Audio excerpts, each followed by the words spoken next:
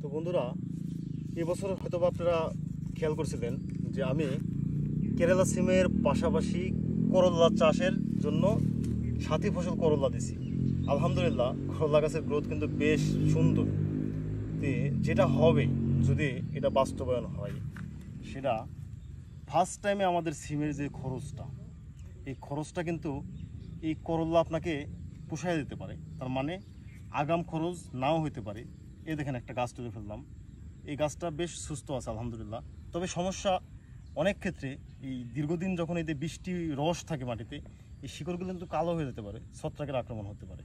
তো এই জিনিসটা অবশ্যই খেয়াল রাখবেন। তো এ হলো আমাদের এবার সাথী ফসল ট্রায়াল হিসাবে।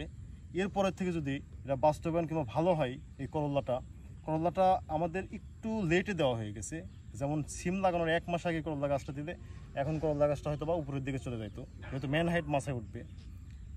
তো দেখা যাক কি হয়। সবাই ভালো থাকবেন, সুস্থ থাকবেন।